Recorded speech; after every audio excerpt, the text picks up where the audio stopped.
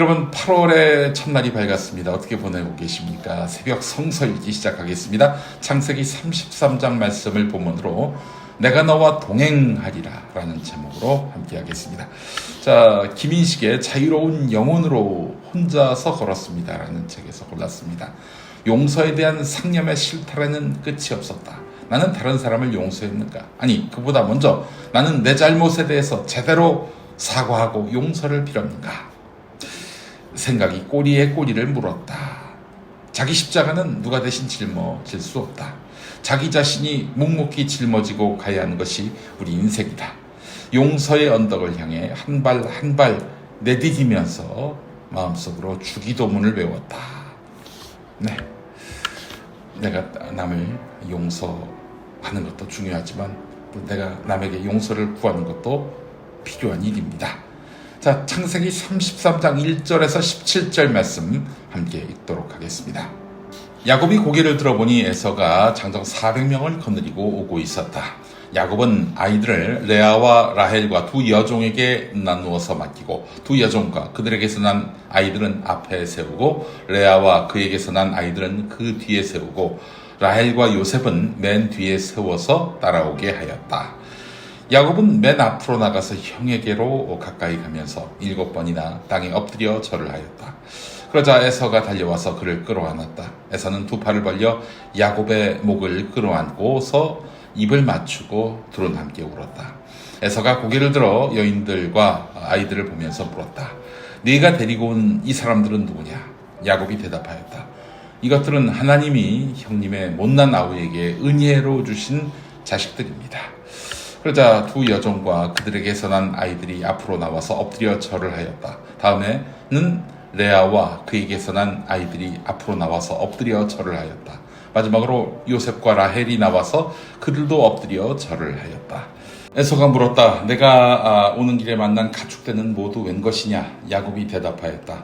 형님께 은혜를 입고 싶어서 가지고 온 것입니다. 에서가 말하였다. 아우야, 나는 넉넉하다. 너의 것은 네가 가져라.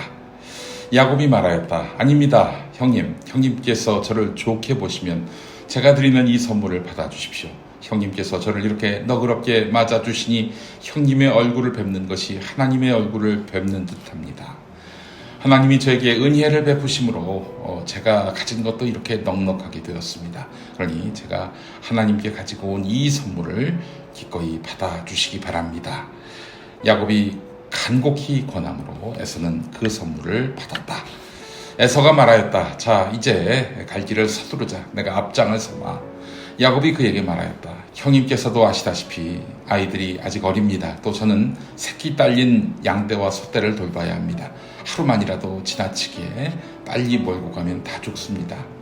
형님께서는 이 아우보다 앞서서 떠나십시오. 그렇게 하시면 저는 앞에 가는 이 가축대와 아이들을 이끌고 그들의 걸음에 맞추어 천천히 새 일로 가서 형님께 나가겠습니다. 에서가 말하였다. 그렇다면 내가 나의 부하 며칠 너와 같이 가게 하겠다. 야곱이 말렸다. 그러실 것까지는 없습니다. 형님께서 저를 너그럽게 맞아주신 것만으로도 만족합니다.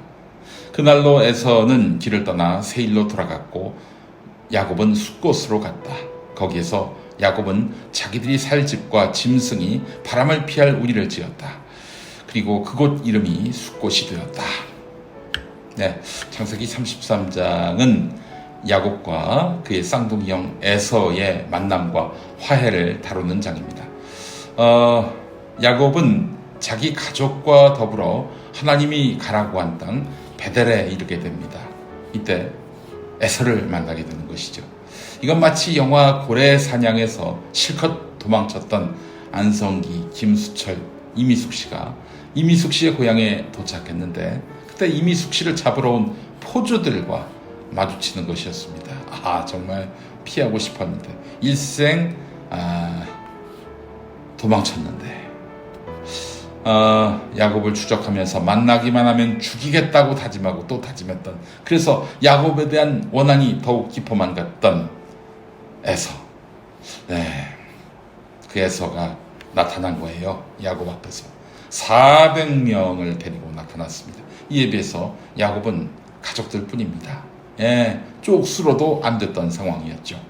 야곱은 운명의 시간이 온 줄 알고 부인과 자녀를 사실상 피신시킵니다. 그리고 에서를 만나러 저벅저벅 걸어가요. 야곱은 에서를 보자마자 땅에 엎드려 7번 절합니다. 7번 절한다. 이런 행위는 고대 근동에서는 신하가 왕을 만날 때 올리던 경배의 자세입니다. 경배의 의식입니다.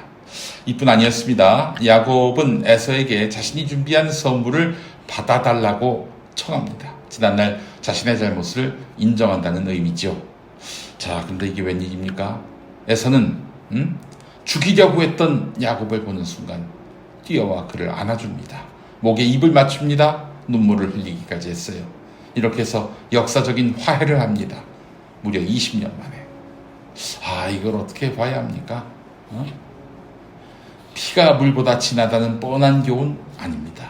여러분, 에서와 야곱의 장장 20년간에 걸친 싸움의 승자는 누구일까요? 야곱이 압도적으로 성경에서 많이 거론되니까 당연히 야곱일 것이다 이렇게 생각하십니까? 아닙니다.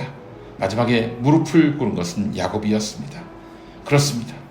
우매하고 포악하지만 마지막에 용서한 자 에서가 승리자입니다. 야곱 보십시오. 그동안 개고생을 했습니다. 사기를 치니까 그 사기로 인해 닥칠 위기를 모면하기 위해 또 다른 사기를 치고 그렇게 쫓겨다니고, 여러분, 야곱이 행복했을 리 없습니다. 또 순간순간 또 매 주요 시기마다 하나님은 야곱을 징계하셨습니다. 내가 자존심을 굽히는 것 같지만 먼저 용납하고 이해하고 끌어안는 에서의 삶을 우리는 본받아야겠습니다. 용서하는 자. 물론 용서를 그냥 자기가 잘못한 게 없다고 하는 자를 용서해서는 안 되죠. 그건 용서가 아닙니다.